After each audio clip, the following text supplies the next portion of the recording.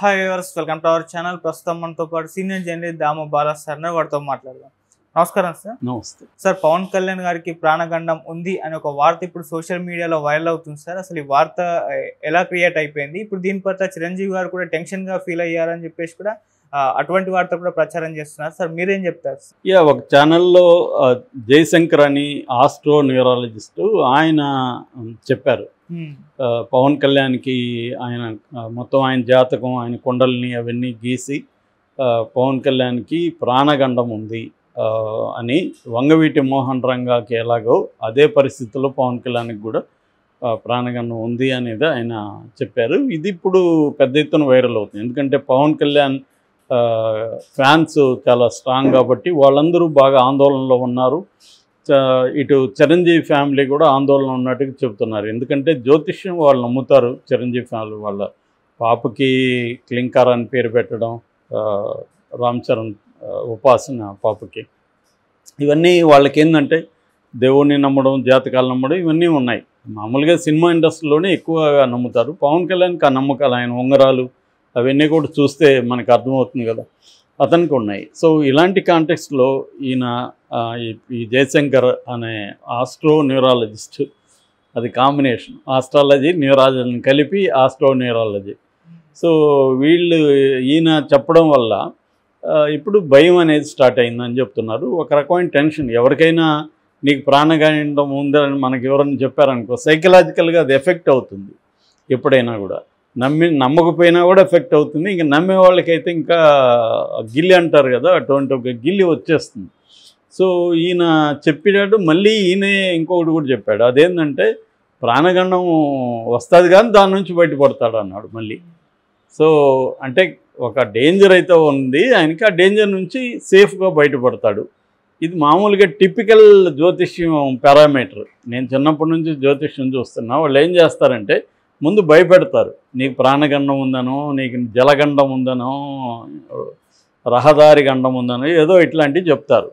చెప్పినాక నీకు ఒకసారికి భయం స్టార్ట్ అవుతుంది. సరే ఏం చేయాలి స్వామి, మీరు ఏం చేయాలంటే ఏం లేదు, దానికి ఒక ఇది ఉందని ఏదో ఒక వ్రతమో పూజనో లేకపోతే ఇంకోటో ఒక కార్యక్రమం ఇస్తారు. నీకు ఇచ్చి దీన్ని చేస్తే నువ్వు ఆ గండం నుంచి బయటపడతావని చెప్తాడు. అంటే ఒక ప్రాబ్లం ఇస్తాడు, దానికి సొల్యూషన్ కూడా వాళ్ళే ఇస్తారు. ఇది టిపికల్ జ్యోతిష్యం అనమాట. అదొకటి. రెండవది, జ్యోతిష్యం చేసే పని సైకలాజికల్గా జ్యోతిష్యం పనిచేస్తుంది. ఒకటి, సమస్యలు ఉన్నోళ్ళే జ్యోతిష్యం దగ్గరికి వెళ్తారు. అది జనరల్గా వ్యక్తులకి ఏమేమి సమస్యలు ఉంటాయి, ఆరోగ్య సమస్యలు, ఉద్యోగానికి కెరియర్ పరమైన సమస్యలు, రిలేషన్షిప్స్, పెళ్ళి కావడమో లేకపోతే ఇంకోటి సమస్యలు, కుటుంబంలో ఇబ్బందులు, ఇవే కదా బేసిక్గా ఉంటాయి. ఈ సమస్యలు వీళ్ళకి కూడా తెలుసు ఇలాంటివే ఉంటాయని. సో వీళ్ళు జనరల్గా ఇవి చెప్తారు. వ్యక్తి ఏజ్ని బట్టి, వ్యవహారాన్ని బట్టి వీళ్ళకి అర్థమవుతుంది సైకలాజికల్గా. సో నీకు పలాని ఉద్యోగపరమైన సమస్యలు ఉన్నాయి, ఇంట్లో సమస్యలు ఉన్నాయి, ఇలాంటివి ఏదో చెప్తారు. దీనికి ఒక్కోసారి వీళ్ళు శ్లోకాలు ఇవన్నీ వేస్తారు. 4వ ఇంట్లో శుక్రుడు ఉన్నాడు, 6వ ఇంట్లో శని ఉన్నాడు, 12వ ఇంట్లో గురుడు ఉన్నాడు, ఇలా చెప్పి 4వ శుక్రుడు ఉండిన కష్టంబులు నష్టంబులు అని ఒక శ్లోకం చదివి, సో ఇవే నీకు చెప్పేదాన్నే ఒక వాళ్ళ జార్గాన్లో పెట్టి నీకు చెప్తారు. మనకి డాక్టర్లు ఎట్లయితే ఒక జార్గాన్లో పెట్టి మన ఇష్యూని చెప్తారో, వీళ్ళకి కూడా ఒక జార్గాను, ఒక శ్లోకం, ఒక వ్యవహారం అంతా ఉంటుంది. దాంట్లో పెట్టి చెప్పడం వల్ల నీకు బిలీవబిలిటీ, అది క్రెడిబిలిటీ, అథెంటిసిటీ అది క్రియేట్ చేస్తారు. సో క్రియేట్ చేసి నీకు పలాని సమస్యలు ఉన్నాయి అంటే మరి దానికి ఏం చేయాలి మేము అంటే, దానికి ఒక 6 నెలల పాటు నీకు ఏం చేసినా కూడా 6 నెలల్లో నీకు సాల్వ్ కాదు, 6 నెలల తర్వాత మాత్రమే సాల్వ్ అవుతుంది. అయితే ఈ లోపల నువ్వు ఇది చెయ్యి అని ఏదో శనేశ్వరుడి గుడిని చుట్టూ లేకపోతే ఇంకేదో వ్రతం చెయ్యి, ఇట్లాంటి ఒక యాక్షన్ ఐటెం ఇస్తారు. ఈ యాక్షన్ ఐటెంలో నీకు ఒక హోప్ ఇస్తారు, ఒక ప్రాబ్లం ఇస్తారు, ఒక హోప్ ఇస్తారు, ఒక యాక్షన్ ఐటెం ఇస్తారు. ఇది అస్ట్రాలజీలు చేస్తారు. ఇది ఒక రకంగా సైకలాజికల్గా చాలామందికి పాజిటివ్గా హెల్ప్ అవుతుంది. ఎందుకంటే హోప్తో పోయి వాడు పనిచేస్తాడు కదా. నెగిటివ్ దీని నుంచి కనీసం 6 నెలల తర్వాత మనకు బాగుంటుంది, అయితే ఈ లోపల ఇచ్చేద్దాము అని ఒక హోప్తో అతను వెళ్తారు, అతను కానీ ఆమె కానీ. అంటే సైకాలజిస్టులు అయితే ఏం చేస్తారంటే మన ప్రాబ్లమ్ను అనలైజ్ చేసి రియల్గా ప్రాబ్లం ఏంటి, ఈ ప్రాబ్లంకి కారణాలు ఏంటి, దీనికి సొల్యూషన్ ఏముంటుంది అనేది మనమే సొల్యూషన్ వైపు వెళ్ళే విధంగా సైకాలజిస్టులు డ్రైవ్ చేస్తారు. కానీ జ్యోతిష్యులు రివర్స్లో ఏం చేస్తారంటే వీళ్ళు ఒక నమ్మకాన్ని క్రియేట్ చేసి ఆ నమ్మకంలో నుంచి ఒక యాక్షన్ ఐటెం ఇచ్చి ఇది చేస్తారు. సో మన ఇండియాలో ఇంకా మెంటల్ హెల్త్ ఇష్యూ ఎక్స్పర్ట్లు ఇంకా అంత రాలేదు, దానివైపు ప్రజలు కూడా మొగ్గు చూపట్లేదు. కాబట్టి జ్యోతిష్యం అనేది రాను పెరుగుతుంది. సోషల్ మీడియా వచ్చేసరికి ఇంకా పెరిగింది. రకరకాల ఆస్ట్రాలజిస్టులు, న్యూరాలజిస్టులు, ఇప్పుడులాగా న్యూరాలజిస్టులు రకరకాల పద్ధతులు వీళ్ళు బయలుదేరారు. వీళ్ళకి సోషల్ మీడియా, యూట్యూబ్ ఛానళ్ళు పెద్ద ఎత్తున ఉపయోగపడుతున్నాయి. సో దీంతో వీళ్ళు అప్పుడప్పుడు ఏం చేస్తారంటే వీళ్ళ మార్కెట్ పెరుగుకోవడం కోసం సెలబ్రిటీలను టార్గెట్ చేస్తారు. సెలబ్రిటీలు వీళ్ళ దగ్గరికి రారు. ఇప్పుడు ఆయన పవన్ కళ్యాణ్ ఈ జయశంకర్ దగ్గరికి వచ్చి అడిగాడా నాకు ప్రాణగండం ఉందా లేదు చెప్పని, ఆయనేం అడగలేదు. ఈయన ఎందుకు చెప్తాడంటే పాపులారిటీ వస్తుంది పవన్ కళ్యాణ్ అయితే. సో పవన్ కళ్యాణ్కే జోస్యం చెప్పాడంటే ఈయనకి డిమాండ్ పెరుగుతుంది. ఇలాగా వీళ్ళు మార్కెట్ పెంచుకోవడం కోసం మన వేణుస్వామి చేసే పని ఇదే కదా, సెలబ్రిటీని టార్గెట్ చేయడం, కాంట్రవర్షియల్గా ఉండడం, దానివల్ల ఆయన పాపులర్ రావడం వల్ల ఆయన రియల్ ఎస్టేట్ బిజినెస్, ఆయన పబ్ బిజినెస్ ఇవి డెవలప్ అవుతాయి. ఆయనకు కూడా పవర్ఫుల్ క్లయింట్స్ వస్తారన్నమాట. ఇదంతా ఒక marketing strategy. So Pawan Kalyan విషయం తీసుకుంటే ఆల్రెడీ ఆయనకు సెక్యూరిటీ ఇష్యూస్ ఉన్నాయని కేంద్ర నిఘా వర్గాలు చెప్పాయి, సెక్యూరిటీ కూడా పెంచారు. ఇది అందరికీ తెలుసు. దాంట్లో జ్యోతిష్యం కొత్తగా చెప్పేది ఏముంది? ఆయనకు ప్రాణగండం ఉందనే కదా. సెక్యూరిటీ ఇష్యూ అంటే అర్థమేమి? ఆయన ప్రాణాలకు ఆపత్తు ఉందని కేంద్ర నిఘా వర్గాలు చెప్పాయి. అదే మనం చర్చించుకున్నాం. దాంట్లోనే వాస్తవం కనబడట్లా. ఎక్కడి నుంచి ఆయనకు ఇది ఉండే స్థాయి ఉంది, ఆ స్థాయిలో అనుకుంటే మనకేమీ లేదు. మహా ఉంటే వైసీపీ నుంచే ఉండాలి. వైసీపీ వాళ్ళు ఆయన్ని తలబెడతారా? ఆల్రెడీ వైసీపీ వాళ్ళు పవన్ కళ్యాణ్కి వ్యతిరేకంగానే మాట్లాడొద్దని జగన్ చెప్పాడని చెప్తున్నారు. అట్లాంటప్పుడు జగన్ పవన్ కళ్యాణ్ జోలికి ఎందుకు వెళ్తాడు తెలిసి. కాబట్టి ఇంకా మావోయిస్టులు లేఖలు అవన్నీ నేను అనలైజ్ చేసేసాను ఆల్రెడీ. మావోయిస్టులు, టెర్రరిస్టులు ఆయన జోలికి ఎందుకు వెళ్తారు? ఏదేమైనా సరే వాళ్ళు చెప్పారు కాబట్టి మనం ఖచ్చితంగా ఆమోదించాలి. సెక్యూరిటీ పెంచారు, అంతవరకు ఓకే.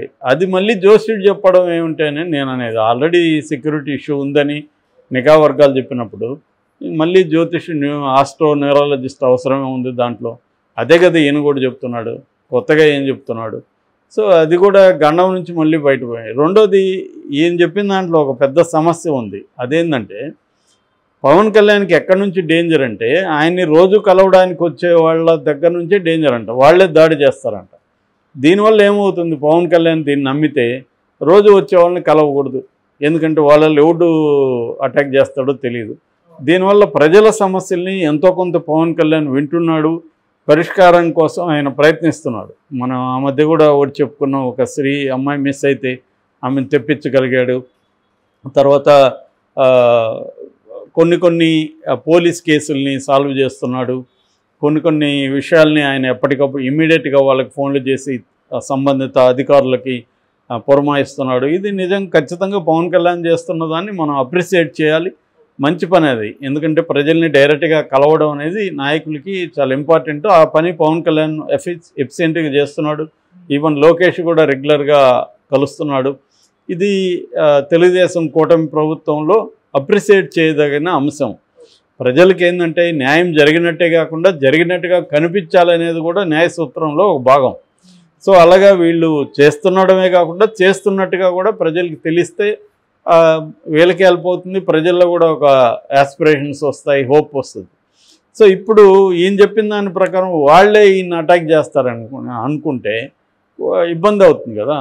నిజానికి వాళ్ళు అటాక్ చేయడానికి వాళ్ళని సెక్యూరిటీ ఉంటారు, వాళ్ళంతా చెక్ చేసినాకే ఈయన దగ్గరికి పంపిస్తారు.